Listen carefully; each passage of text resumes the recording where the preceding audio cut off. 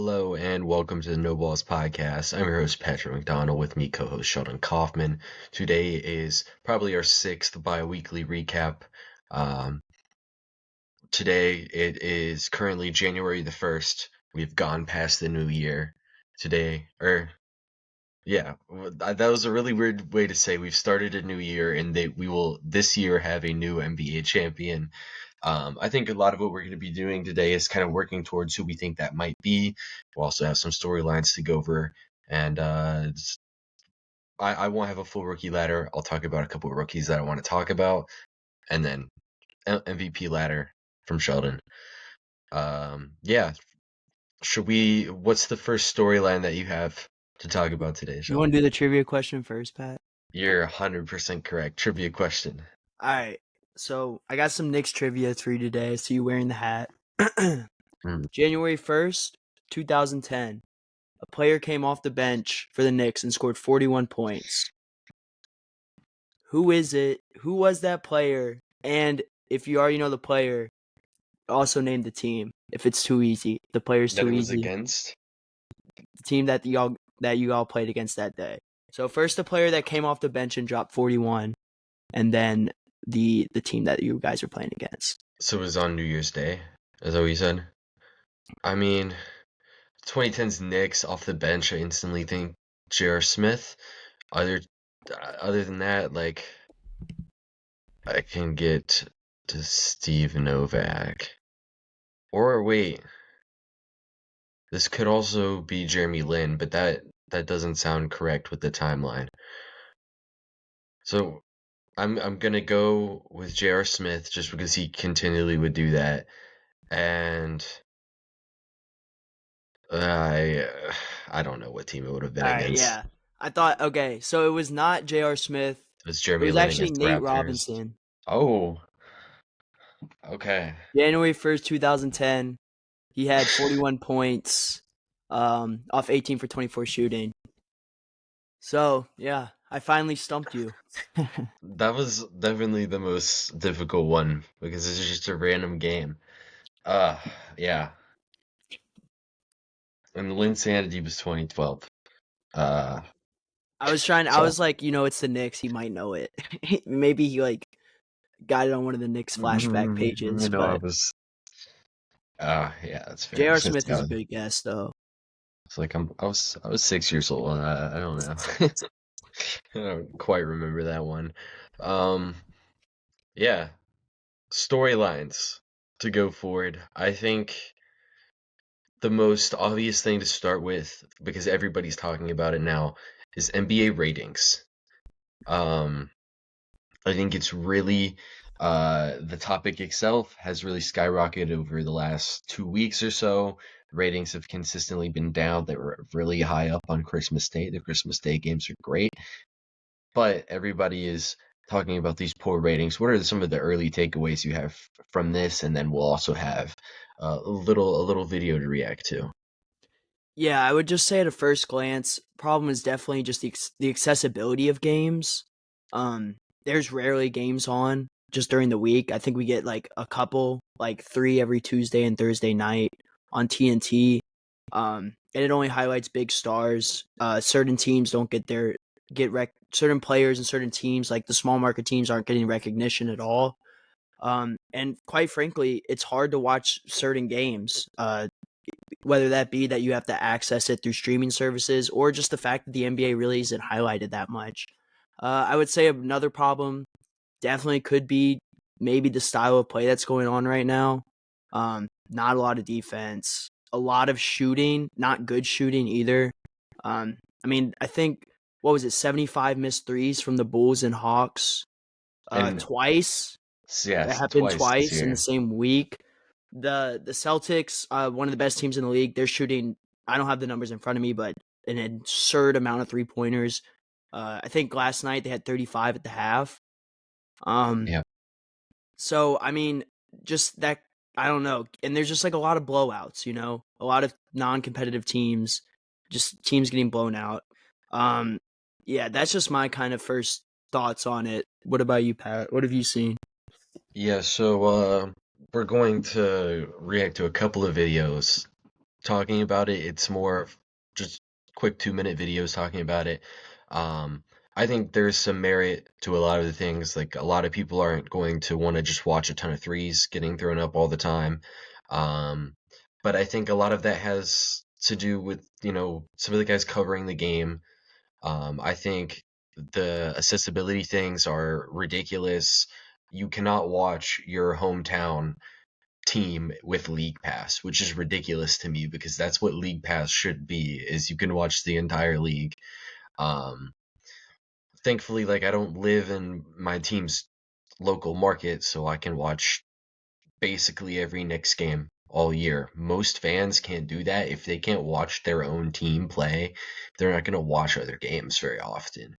And that takes a huge, that takes a lot away from viewership. And then what ends up happening is people use illegal streaming services, and although the person streaming the game counts as a view, all the people watching the stream don't count as views. So I think there's a lot of numbers that are getting lost from people just using the illegal markets that would watch the games if the packages were more accessible, or they could watch their hometown team with League Pass. Like just stupid things. And yeah, it's kind of ridiculous in my opinion, the way the uh streaming the NBA works. I think it's crazy. And then some of it is the biggest names in our sport are, you know, almost 40 years old and on decent teams, but not great teams. And we're not promoting the star talent of the league today because they play on, you know, they play in the Midwest time zone, and they're on Oklahoma City and Denver and Milwaukee. Just, I think there needs to be a better job marketing the star talent in the league versus the old guys who are clearly a little bit over the hill. So, and I think some of that was expressed um, by JJ Redick in a press conference. I saw honestly a lot of anti JJ Redick stuff on this. Um, so we're gonna quickly go through the JJ Redick video and then um, the Charles Barkley reaction. Charles Barkley The reaction. threat. The Charles Barkley threat. All right. Yeah, so credit to Blacktop Buckets for this. He compiled the two clips that we want to talk about. So credit to him here. This is the JJ Redick part. I'm assuming you should be able to hear it, so let me know if you can. JJ, the last few days there's been a lot of talk about NBA ratings and just the state of the league, the 3-point line, and what's your take on all of that? I said the other night, I don't think the league is as homogenized as a lot of people make it out to be. If I'm a casual fan and you tell me every time I turn on the television that the product sucks, well, I'm not going to watch the product. And that's really what has happened over the last 10 to 15 years. I don't know why. It's not funny to me. Nothing is entertaining to me. This game should be celebrated. I've watched the league evolve. I'm in this league right now. The league is more talented. So yeah, then he talks about the talent of the league, but essentially what JJ is saying is, the people we're putting in charge of marketing the game are not doing us a favor. It's kind of like you go in front of a restaurant and then they ask you what's good on the menu, and you say, no, we don't have any good food on the menu, is essentially what he's saying. And then basically that leads to, hey, inside the NBA guys are like the main people running, showing out basketball to the public audience. He's saying, guys there probably aren't doing a great job. I think this is what a lot of people have felt for a long time,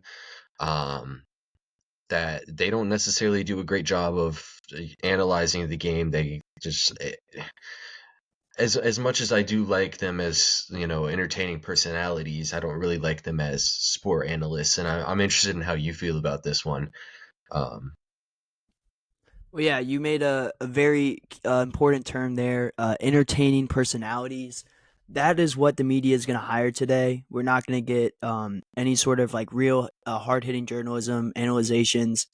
We've seen that with the evolution of First Take. Now people only watch First Take. People don't really watch sports anymore. People want to just see Stephen A. Smith yell ridiculous stuff for hours and hours on end. And just quite frankly, that's why the media, that's why the people are. What he's making is very valid. The guys that are covering the game today are entertainers. They're personalities, and when they talk about basketball, it's just really nonsense. Sometimes, like you said, inside the NBA, one of the greatest television shows, NBA television shows ever, I think. But I mean, are you turning on inside the NBA to learn anything about basketball? No. I was recently listening to Shaq talk about Jimmy Butler, and he just like the way that he talked about it just was really no facts. It was just him talking. He was like, "Well, if a bum can get 30, then I should want 100." But he never would. He never really gives like actual contracts or players or anything like that. So I think that he makes a very valid point that the people covering today's NBA are just entertainers and not, they don't really try to do what's best for the game, but they try to do what's best for the ratings. Hmm. And a lot of the time it feels like them, kind of being like the old man saying it was better back in my day type of thing. And it's just, it sometimes gets really ridiculous. I think even more, uh, JJ Redick was once on those type of things. He's on First Take for a little bit. He understands that, they don't pay guys to be smart up there as much as they should. And I think that's really, it's gone missing. And then you add that on top of like everywhere you go, there's just betting odds. Like, they get to the halftime show and it's like, this is the player props you should take. Instead of talking about the halftime game, um, halftime of the basketball game that you're watching. I think it's a lot of what he's saying is very valid. And I think even if you ask Charles Barkley and Shaquille O'Neal to break down current NBA basketball, like how well do you think they would do at it? If like you told them to give a shit. I mean, it's a lot. I don't know. The show, just the way it's meant, is the way it's played out. It's not really real analysis. Shaq and Chuck just take shots at each other the whole time, or take shots at the players they're talking about. Yeah. Let's not forget they made the back to the basket 5-second rule because of Charles Barkley. And I think that's what those types of analysts want to see in today's game now is like physical post game, tough finishes and jumpers, mid range jumpers. And it's not like that doesn't happen in today's game. It obviously doesn't happen as much, but I mean, it's just not how basketball is played anymore. And it's just, I don't know. Yeah. And like for them, it's like, hey, the defense is so much worse now. But you go back into the late 90s, early 2000s, and every team's running offense through the mid range where you can expect, 0.8 points per possession. And now teams are spreading the floor out a lot more. They're shooting a lot more threes. And like, you're at like 1.1. And you would think the defense has gotten worse, but it's just offensive style play is so much different. And nobody except the Phoenix Suns runs most of their offense through the mid range, pretty much. So it's like the old game that they used to love just isn't the same anymore because teams are going to find more success not playing the way that they played. It's an adapting period. We'll go forward now to what Chuck said.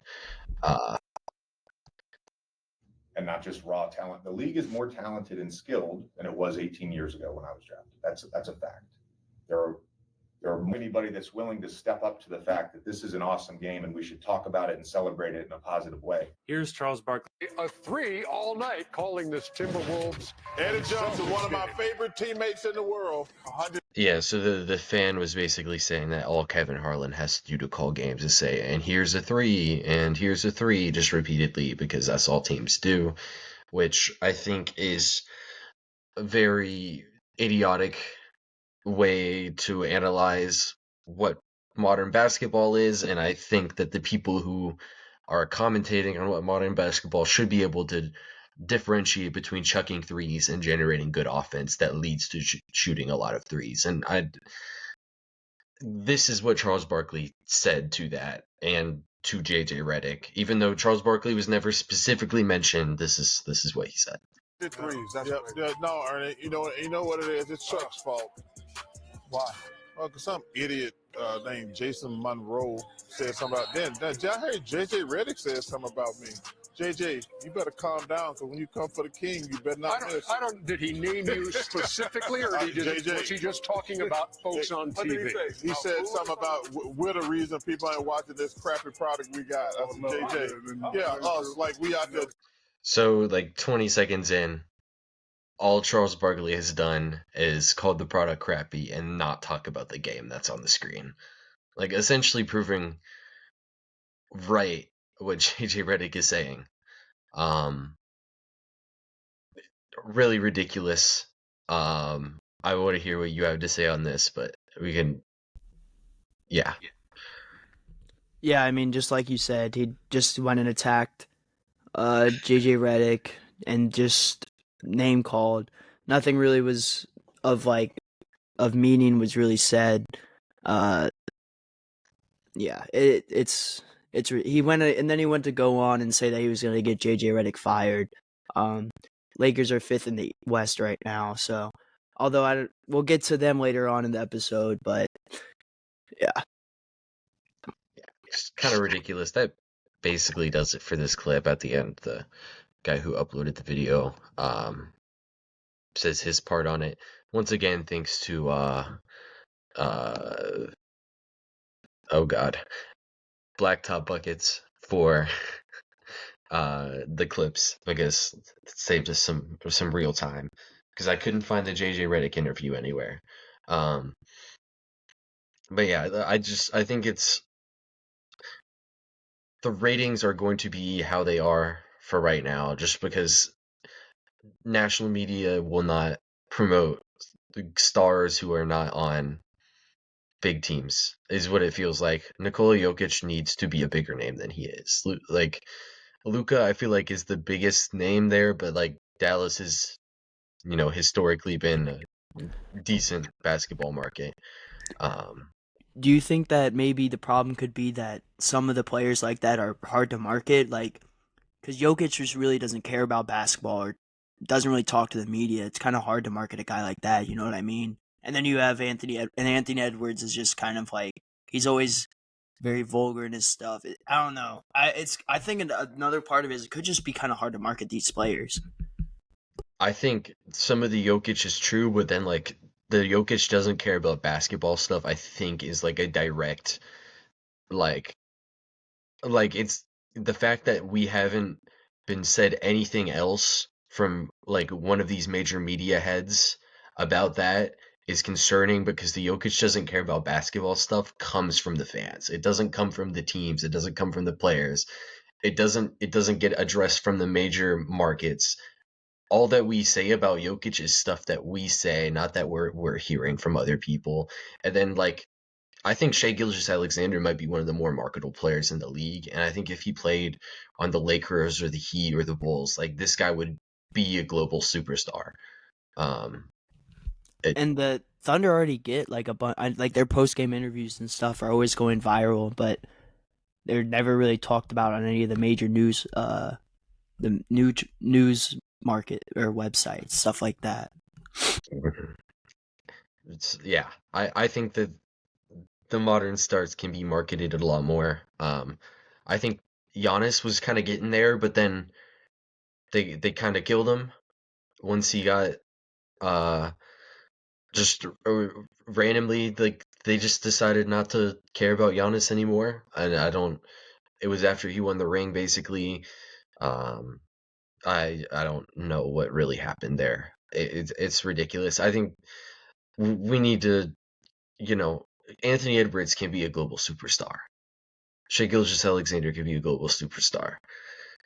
Luka, I don't know. Jokic, like, we don't really know anything about him, right? We have to kind of come up with every storyline about Jokic on ourselves.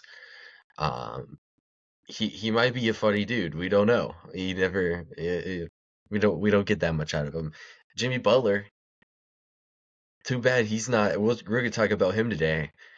He's a like top 10 NBA personality, and like he's not really that close to a top 10 player.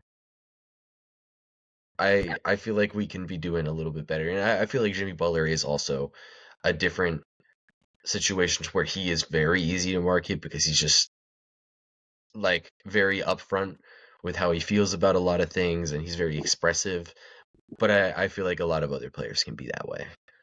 Um, I don't know. Maybe some of it is LeBron, KD, Steph are a lot better at this age than previous players had been at this age. So they're kind of like, well, these guys are still here. So I guess we got to talk about them. But regardless, like Jokic, like probably is in the middle of an all-time great peak.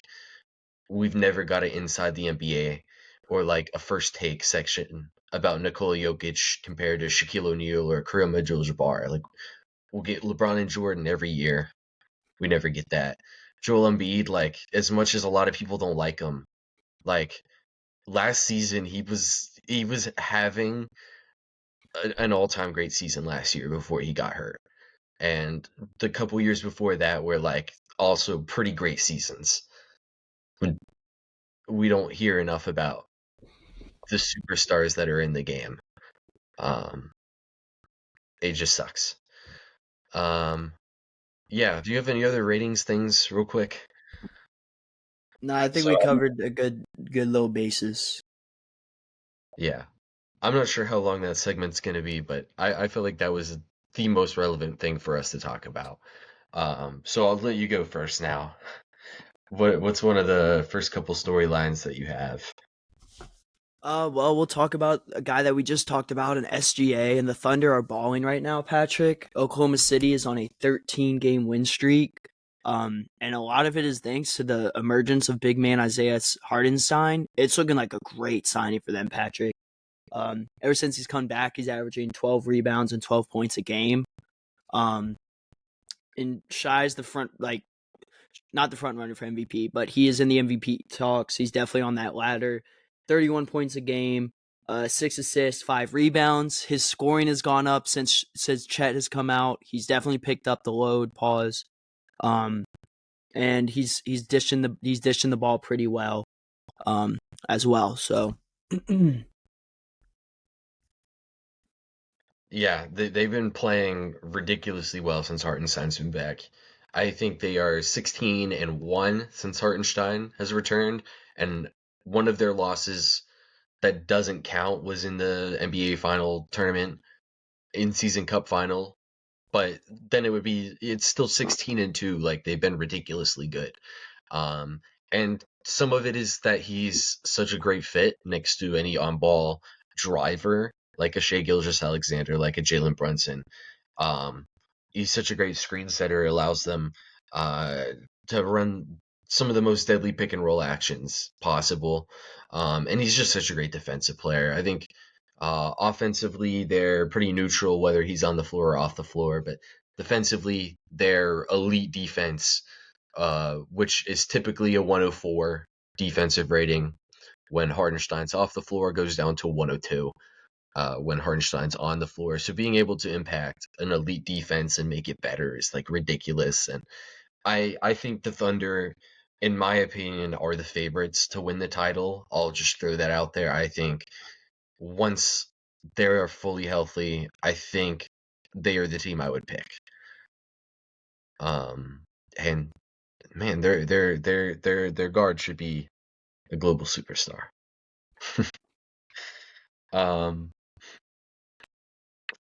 Do you have anything else on Thunder? That's all I wanted to get up. I guess since we're in the moment, I'll pull up his basketball reference because I was gonna pull it up later.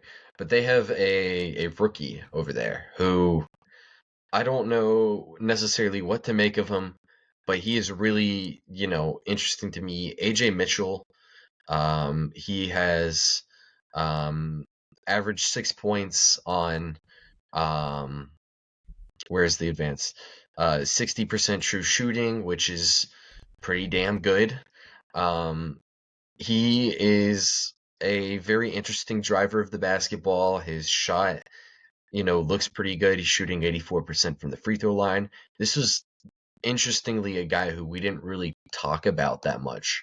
I think a lot of our, rookie talk with them went about Dylan Jones, who, of course, we still really like. But, I mean, AJ Mitchell is just a really interesting player.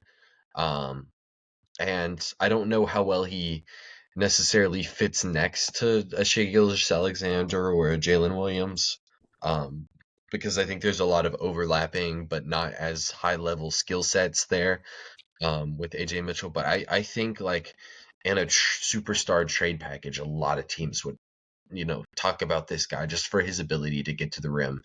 I'll try at some point through this episode to talk about 5 rookies to make it up for our viewers who want to hear about the rookies.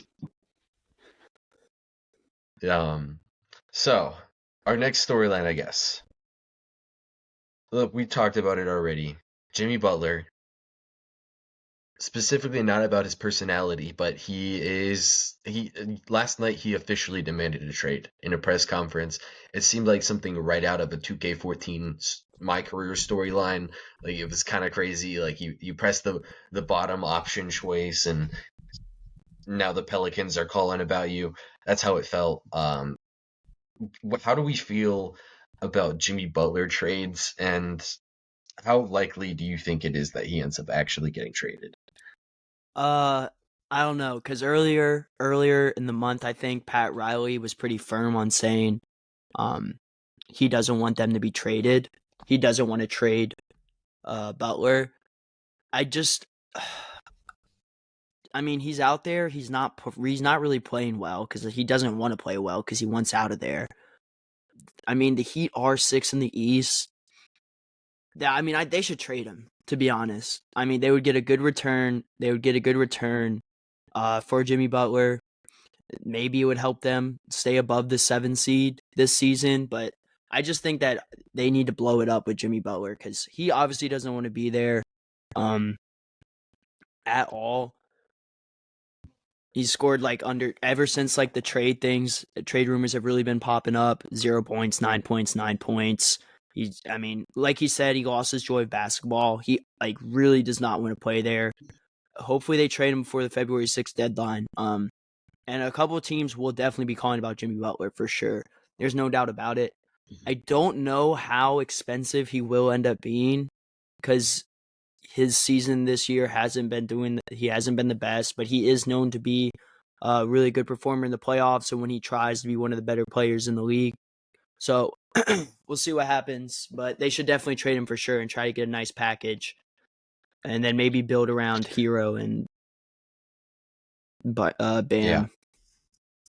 Yeah. So the thing with Jimmy is he has a $49 million expiring contract. He has an option for next season that he can pick up if he wants to. It's really hard to work the salaries in a trade to get $50 million from a team that is contending and that doesn't have to in turn gut their roster. Because you go to Dallas, I think, is a team that's been thrown out a lot. They have to trade both PJ Washington and Klay Thompson, and then some other salary fillers to even get the deal to go through rules wise. And then for the Heat to want to do it as well is a different story.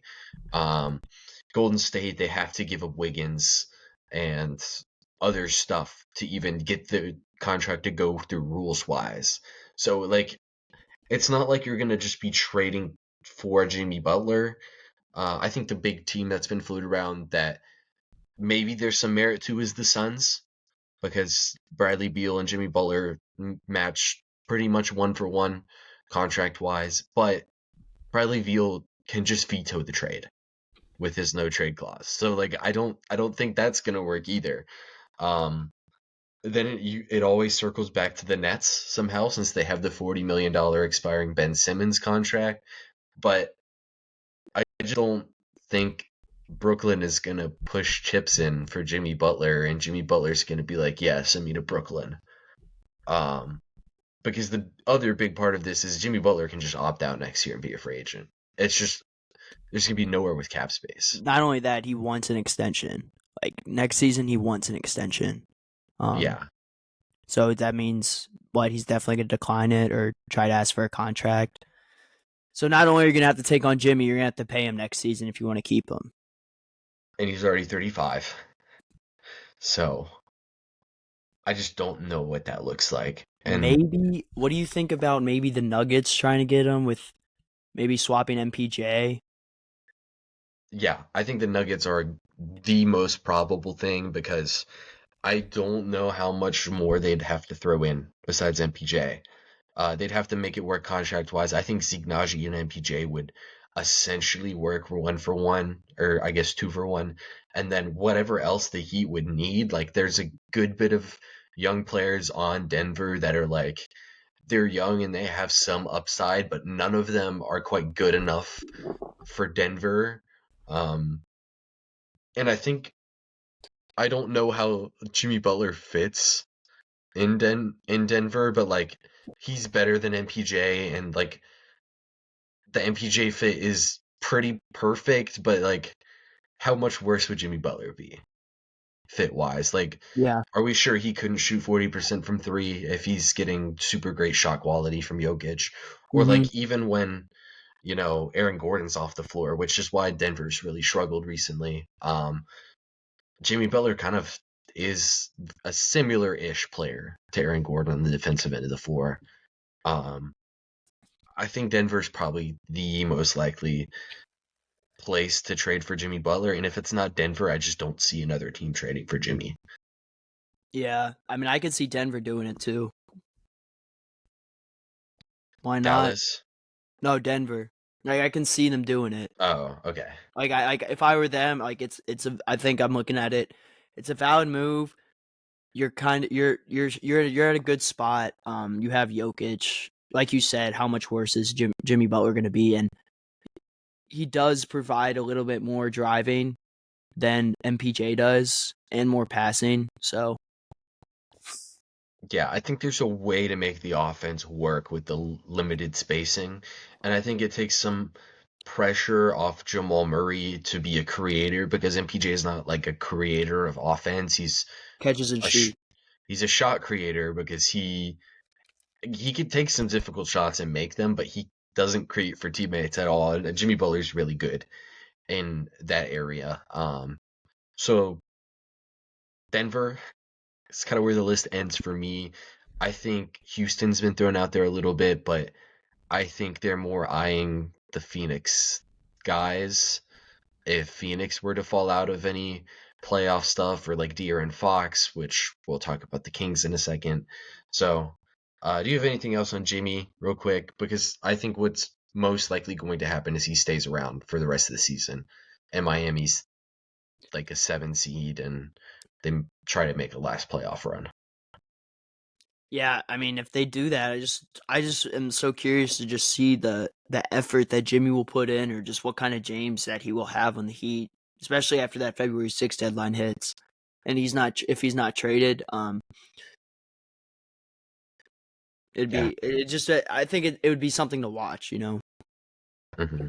And it feels like it's out of nowhere with Jimmy Butler because this seemed like the pairing. We talked about it a little bit in the preseason, saying that it kind of feels because Riley was already putting pressure on Jimmy to, play and play for real, like actually give a fuck in the regular season. And then I don't know, we just haven't gotten any.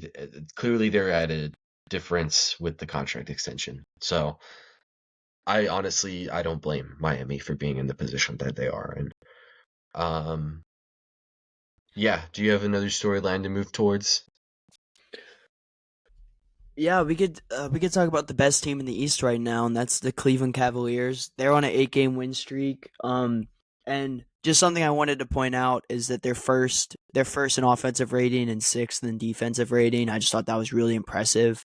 That this Cavs team, a team that we have talked about multiple times in the past. Last year we saw it in the playoffs where they just couldn't score. That they're first in offensive in I think that's really impressive, and that they're still able to do it defensively. They're almost top 5 defensively.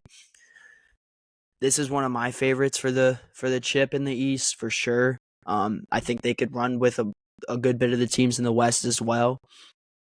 So, yeah, I just wanted to point out the Cavs are still hooping. Yeah, they're playing really well. Really not much too different compared to what we've seen in the past couple weeks with Cleveland, but their offense holding up, I think, is the big thing because I expected it to come down a little bit by this point, and them still holding at first is some really good stuff because it's been the weakness of this team, like you mentioned. I guess we'll go forward to Sacramento because they have struggled. They are currently the 12 seed at 15 and 19 in the West, and they fired their head coach Mike Brown. And this year, I'll pull up their offense and defensive rating real quick. But yeah, they struggled. He was fired right after the Jaden Ivey 4-point play for a game the other day, so that was rough for them. 8th in offense, 15th in defense. Honestly, not even like too bad. They have a 18 and 16 expected record based off of their net rating, and they have league average strength of schedule. Like, I really don't know why Mike Brown was fired. It is a really panic type of move, and I'm just interested in what you have to say on Sacramento. Yeah, Sacramento was scared that De'Aaron Fox was going to leave. They don't want to lose Fox. And Mike Brown literally shitted on Fox every time he got in press conferences, which I think was a very big reason in why he got fired. I do think that Mike Brown should not have been fired. It makes no sense. He's a great coach. He just won Coach of the Year. It's obviously the players are not rocking with them. On Lou Will's show, I forget the name of the podcast, but he was talking about he wanted DeMar to come off the bench, and I guess that must have been the final straw. In that game that you talked about, the Jaden Ivey 3-point closeout, De'Aaron Fox was on him. De'Aaron Fox fouled him. It was I don't know if you watched it, but and after the game, Mike Brown just said there should have been no closeout opportunity from Fox. Like, there shouldn't even been a closeout on that play. I think it's clear and obvious what happened. The players, namely Fox, wanted him out, and Sacramento had to choose between their star player or their head coach. And then in today's NBA, they're gonna pick the star player every single time. It was just a really bad decision by the Kings. I don't know. First, we talked about it last episode. What's going on? We talked about DeMar DeRozan's struggles. If I'm De'Aaron Fox, I'm trying to get out. Yeah, 100%. They've just really struggled. I think a lot of the stuff that we pulled up like 2 or 3 weeks ago with Sacramento is still holding true. Like, their offense is pretty good when both of the guys are on the floor together, that being DeMar and De'Aaron. But their defense just sucks when those guys are both out there together. And then, you separate the two of them with De'Aaron on the floor and DeMar off the floor. Their offensive rating or their defensive rating goes from 116.5 to a 109.8. So, like, it goes from being a pretty bad defense to a pretty good one. So honestly, like, I don't know who on the player side. I mean, I would guess it would be DeMar DeRozan was the one who was really pushed some type of way by a potential bench moving, but it might have been the best thing for the team to do to separate these two guys playing together. So I'll let you comment on that, like what you think from just hearing those numbers. So yeah. Yeah, another thing I think led to this is that the Kings are terrible in the clutch this year, which makes no sense to me at all when you have De'Aaron Fox and DeMar DeRozan on your team. Two of the most clutch players probably in the past 5 years, just looking at the fourth quarter points and stuff like that. They've lost 13 clutch games. or they've had 3. They're 3-10 in clutch game. The record's horrible. I'm trying to find the stat right now, but they're really bad in clutch games this year, and it has led to them having a bad record. Which again is surprising me considering they have 2 really good clutch players. Yeah, and like if you want to adjust the other way too, when DeMar's on the floor and De'Aaron's off the floor, their offensive ratings a lot higher at 119 and their defensive ratings at 112, and they have a +7 net rating. When the two are on the floor, they have a -1.5 net rating, and then more in the clutch. I think the clutch time for me is why I'm concerned about this team in a playoff situation, because in the playoffs you play your star players uh, all the time, and their offense is no better when they play all 3 of their stars with Sabonis, Fox, and DeRozan than if you have 1 or 2 of those guys on the floor. So it's just really it's a bad fit, and I feel like we maybe should have got this one, but we also just felt like Harrison Barnes wasn't much better than DeMar DeRozan on defense last year. I think that's how we missed this one. But hey, maybe it is time to start somebody else over DeMar DeRozan. Yeah, I mean honestly, Mike Brown probably had the right idea there, but just not gonna happen. Mm-hmm. Especially after the dude just got $60 million to join the team. Like it's very hard to sell that to your players that an established veteran's not going to play for you in the starting lineup. Like it's hard to sell that. But I think they need to split those guys up, and I think the bench is the easy way to do that. I guess what else do you have Sacramento wise, or do you want to move forward to another topic? We can move forward. Okay. Should we? Do you have one? You go ahead. Do you want to talk about the big trade that happened over the past couple weeks between the Lakers and the Nets? Should we Yeah. break into that? Guess All we right, hadn't so talked about it. Lakers got Dorian Finney-Smith and Shake Milton. Dorian Finney-Smith having a career year from the 3-point line. Good defender. Gives them very good wing depth. The Nets got D'Angelo Russell, Maxwell Lewis, and 3 future seconds. Pat, give me your initial reactions on this. Nice. Nice. Lakers don't trade any either 2 tradable first round picks. Dorian Finney-Smith is a great role player. I think a big part of their not so much issues, but their roster fit on paper isn't bad, because you see Rui Hachimura and he's like a decent 2-way player, and LeBron can offer you some things on the defensive floor, and then you have Anthony Davis out there, and that should helpfully hide some of the Austin Reeves and D'Angelo Russell out there, even though they've been starting Max Christie out there recently a lot, and that's gotten them some decent results. I think some of LeBron and Rui's defensive skills overlap. So it's, you're still having to guard at point of attack with Austin Reeves and D'Angelo Russell. Now they can go ahead and play LeBron at the power forward, and they have Dorian Finney-Smith to go out there as, he just chase whoever their perimeter guy is. You're on him the whole game. And I feel like that matters a lot. Now they have Austin Reeves, Max Christie, Dorian Finney-Smith, LeBron, and Anthony Davis, and I feel like that is a much more cohesive starting lineup than the one they had before, even though we did like it before. And D'Angelo Russell was he's not super redundant, but like if you have Austin Reeves and LeBron James, like you should be able to put together enough point guard play to make it work. And I like the deal. Brooklyn, you get 3 second-round picks. It's something. Maxwell Lewis was a early second-round pick a couple years ago. I'm not sure what you're going to tap into there. They're going to have minutes after they trade a couple more guys. Maybe he gets some.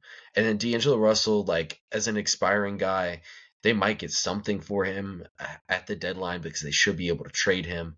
But I honestly don't hate the idea of extending D'Angelo Russell for them. But I have seen that they might buy him out. if they can't trade him, which I guess makes sense. But I would honestly keep the D'Lo asset. What do you have on this deal? Yeah, so I really like what Dorian Finney-Smith brings defensively. I'm not too sold on the offense. I know he's shooting well, but I don't think it's going to continue here with the Lakers. We saw when we kind of saw. I just simply think that it's easier for him to perform on the Nets than it will be in LA. We've seen it with Dennis Schroeder. Ever since he went to Golden State, his numbers have tanked. He is shooting the ball horrendously. Just watching games, it's ridiculous. So if the Lakers aren't done, I like it. But if they don't do too much else, I don't really understand it. Um, I think that they maybe could have gone for a guy like Cam Johnson on that team, but I think I think they didn't give up too much. Uh, definitely getting rid of D'Lo is huge, and actually getting something in return. D'Lo is not a good fit on that Lakers team. Yeah, I think D'Lo is going to thrive in Brooklyn. He's already played a couple good games there, or one good game. I don't think he shot very well the next game, but he's coming off the bench.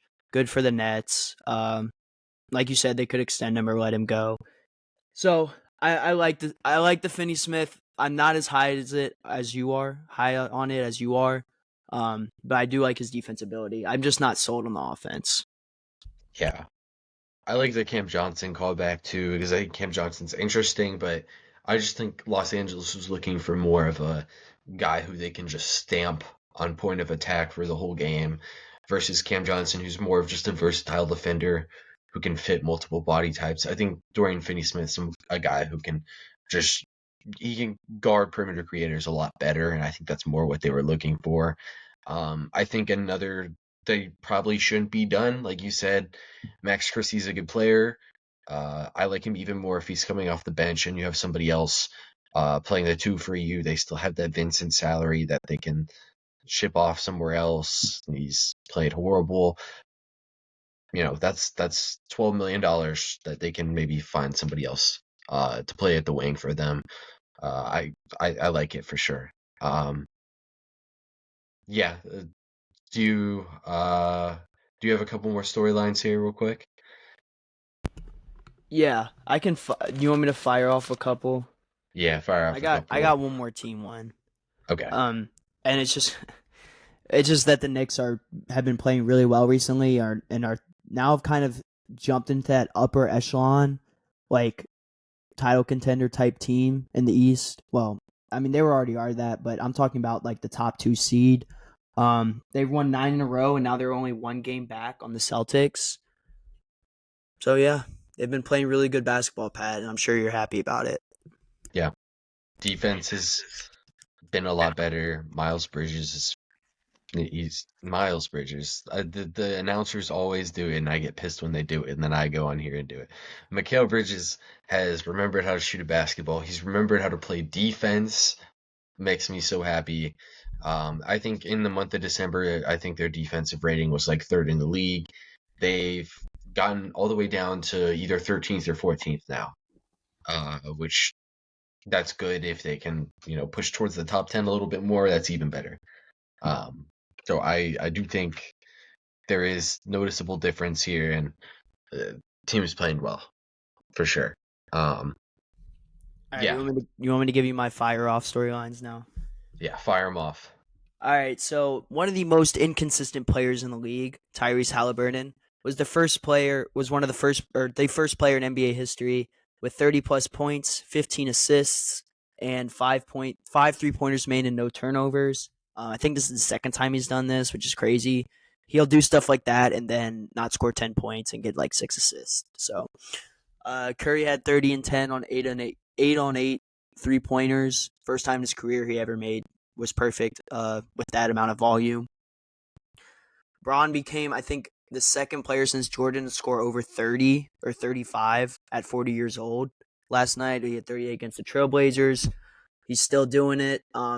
And then I wanted to highlight 3 players real quick that have been kind of balling lately. This is just first is Jordan Poole. Got to give some Wizards love. He's really been playing out of his mind. He's shot just over the last couple games, I'll give you points. 30, 25, 31, 26. He's shooting in those games from 3, 46%, 33%, 41%, 61%, 50%. And he's doing that while shooting 4 to 10 3-pointers a game. So it's nice to see that he's been playing like what we've needed him to do, or what we traded for him. So it's been fun to watch for sure.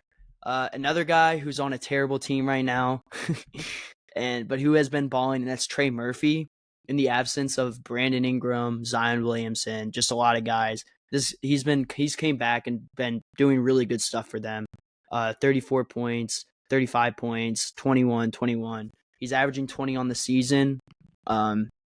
Really underrated player. And a guy that I really like for Sixth Man of the Year, who's been really just revived his whole career, year 7 leap, and that's DeAndre Hunter. He's averaging 20 points just off the bench, Pat.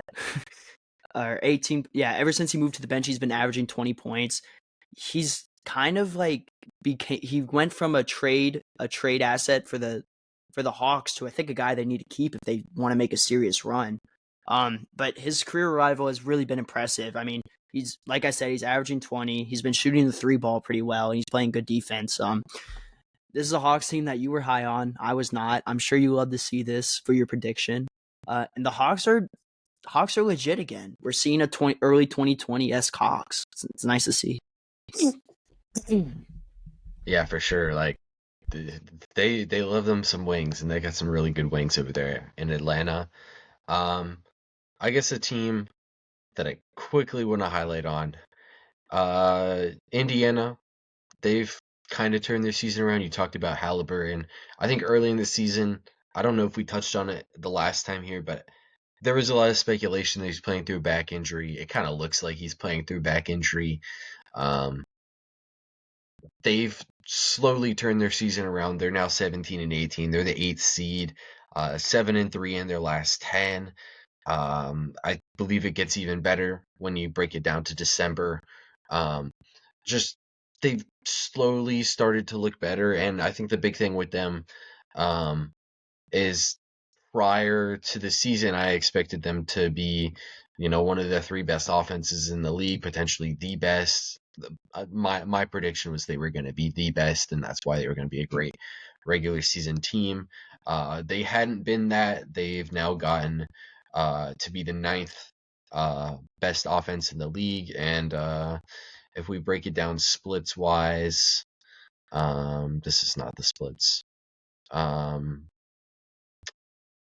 In just the month of December, they have, well, I guess they were only 7 and 7. So towards the later part of December, they started to play a lot better.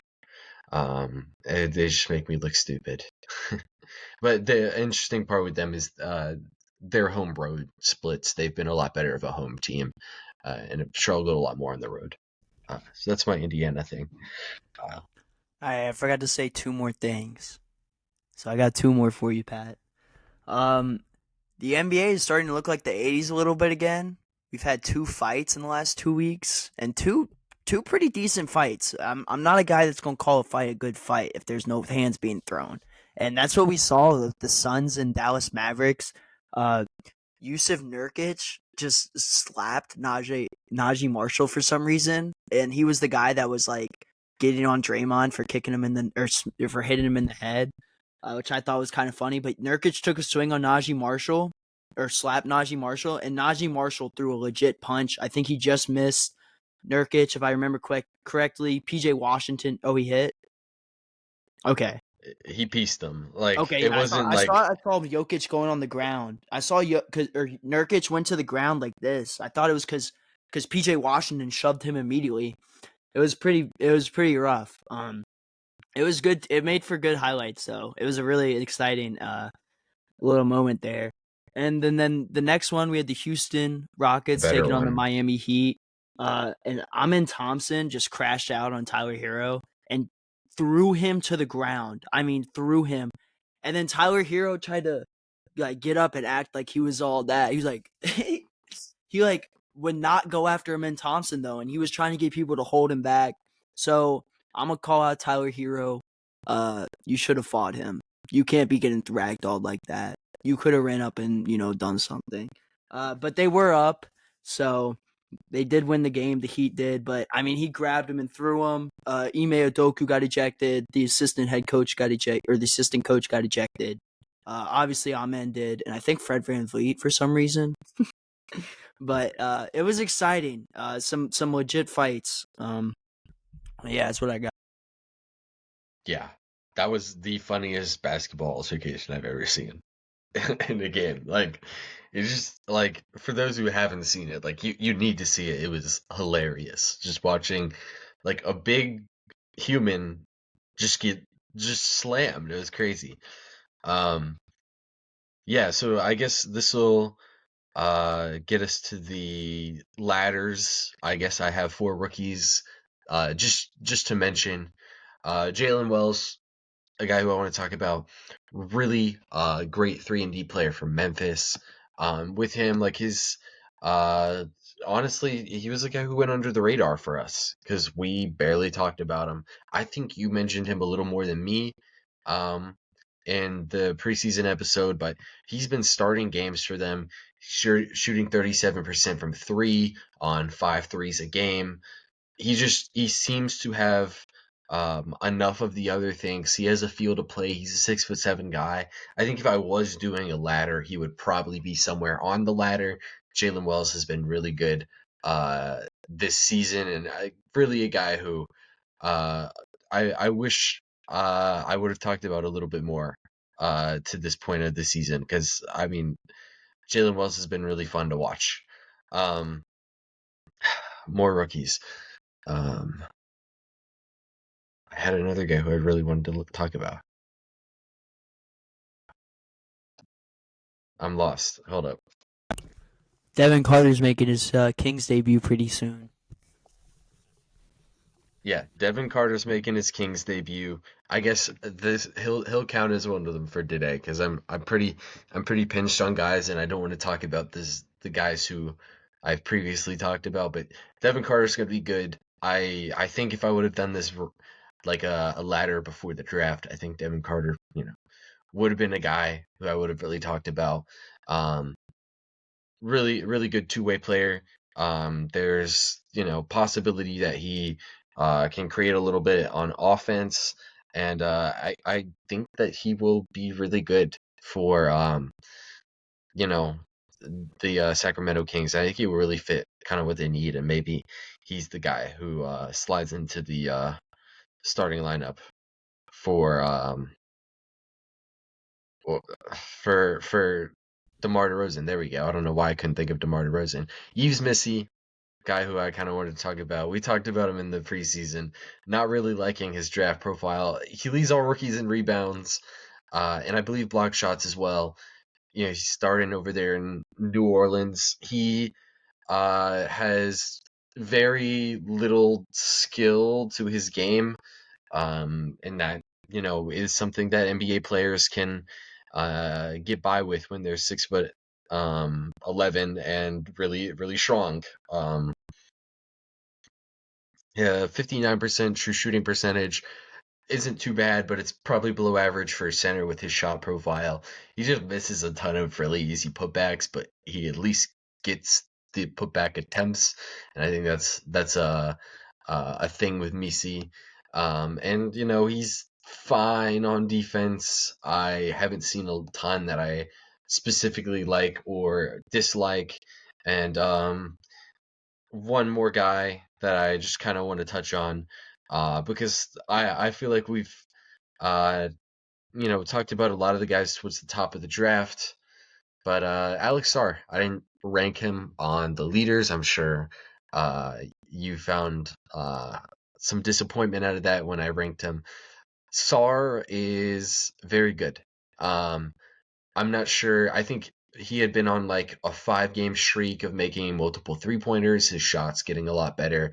Defensively, he's been good all season.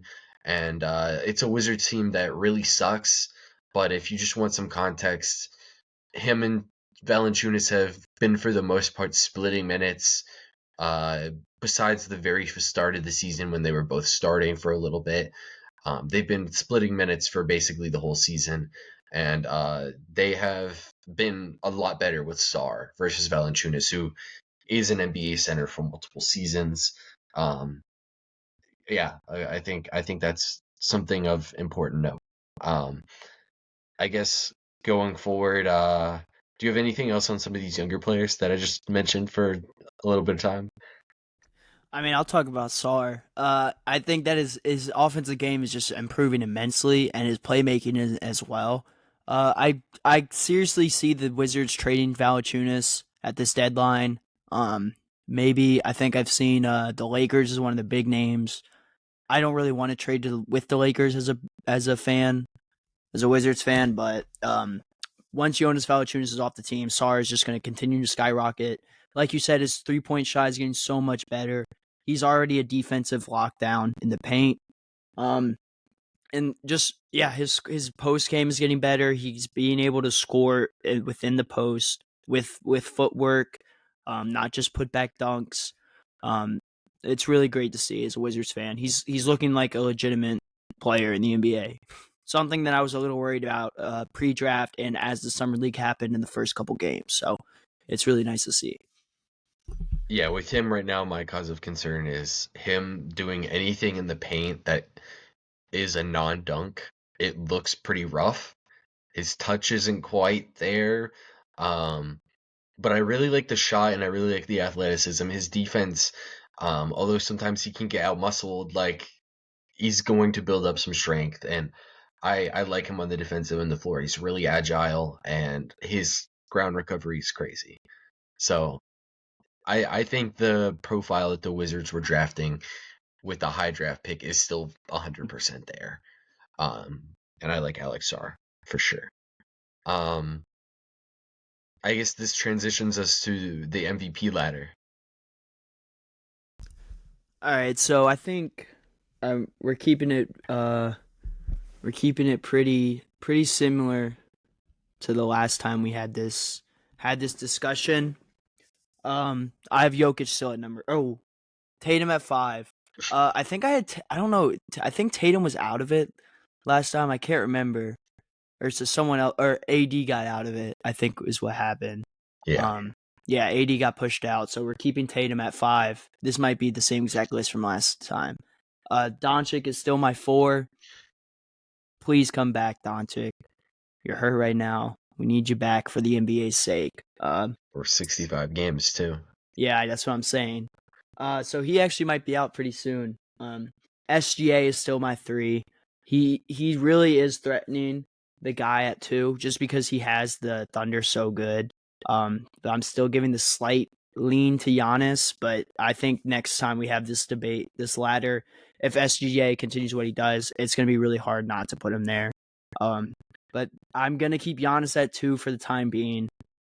I just think that he's too dominant, and the numbers that he's putting up this year, I have to give him the edge, but it's really hard. I can see SGA at 2 just because he does have the Thunder as the 1 seed and one of the best records in the NBA.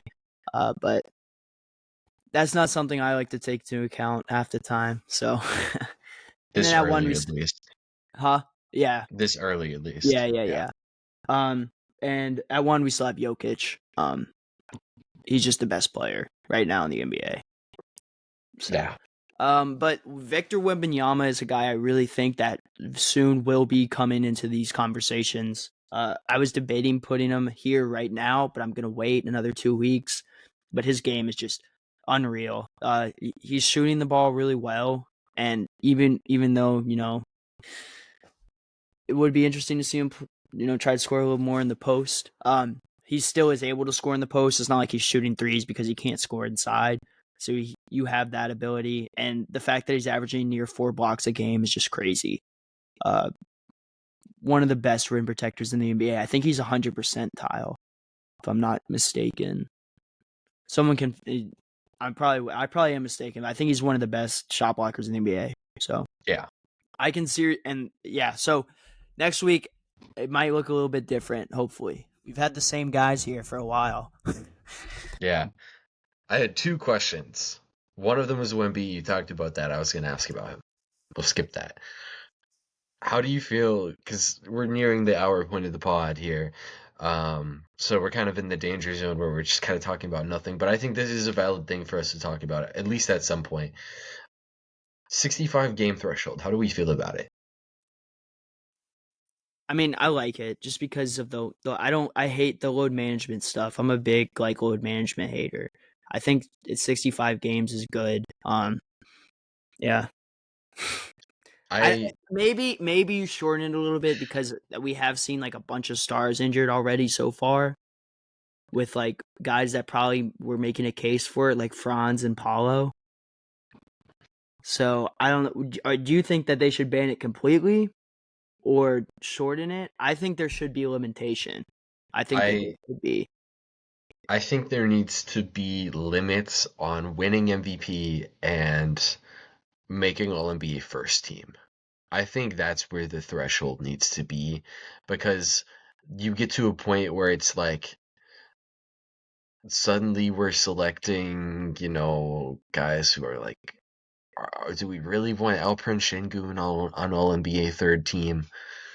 But like he's the 15th best guy. This is just a hypothetical. I don't know if that's how the voting would transpire, but like it could get to that point, and I think it really does matter, just contextually for guys that like even if they're not finishing top, 3 in MVP voting because they only played 55 games, like the fact that they finished 7th or 8th with 57 games played, like I feel like that's something that historically we do need to see, just voting wise, because then I feel like it'll be just like 2 or 3 guys getting votes, because then it's like, well, the 6th best player who got 65 games played, like we're not going to vote for Jaylen Brown for MVP, like, Jason Tatum's going to get those votes.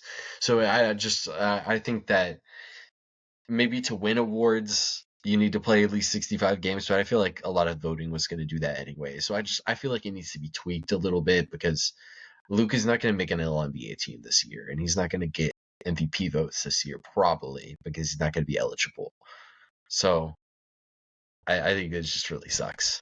But I do like the thing you mentioned, the load management. I think we talked about it earlier with Embiid sitting out, or a lot of talk about Embiid, just not the Sixers until they're in a playoff series. We think that the way the NBA has done load management kind of isn't right. Like you can't just sit out multiple games to avoid frequency of playing. You need to delay when you start the playing. And I think that's what Philly's done, and I think it's really starting to. No, we're not talking about Philly, but hopefully it's working for them. This Because is this is the thing that you were talking about at the beginning of the season, where they don't start playing him until like a month or two into the season, or like 30 games in. That's what you said, right? That's what you're referring to as delaying. yeah, and like they're playing him the same, like, because once you get to the playoffs, you're playing every other game, and I feel like that's something that you can't be ready for just because you're well rested.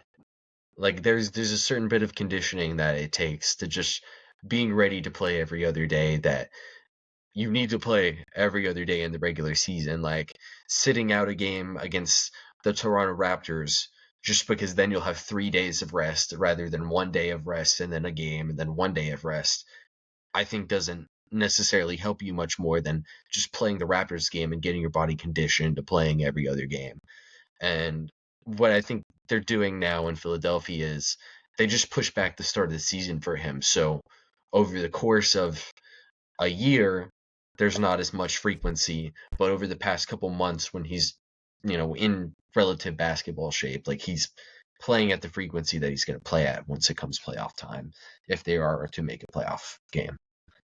And I feel like that's the better way to do load management, because that's how you have starting pitchers work up pitch counts in spring training, because they still throw every 5th day, but they only throw 40 pitches. And Embiid been on a minutes restriction since he's been back, and I think that's important. We'll see how it works. I hope it does for their case, so then teams will follow this method of load management, which will mean like the first 2 months of the regular season might really suck, but we'll see. And I don't think the ratings would like that either. So, I'm gonna say like maybe in a back-to-back where you're playing the Raptors. I don't know if this is maybe. I think this is kind of what you were saying with the whole minutes description. Man, let him play like 15 minutes or 20 minutes. yeah. I Like, mean, or just play back-to-backs the is, first half. yeah. I think that's better than just sitting out. Like, and then you don't have like you can't as a fan. I wouldn't be. I mean, unless I'm betting on the guy, I guess people would get mad at that. But like, I'm not gonna complain about load management if I'm a fan. If he's playing the first half and you're blowing out the Raptors, then maybe you sit him down, or not even that. Play him 20 minutes the whole game and like, but spread it out throughout. Maybe something like that. I don't know if that's maybe what you're trying to say, but I guess that could be a possible solution to maybe load management. It would definitely still draw some, some boos and jeers, but it's hard to find a solution for load management, I think. Mm-hmm. Because not every player needs it. But the players who do need it, I feel like the way that it's been done, specifically like the Clippers, I think were the big team with it, where it's like, yep, we're not playing.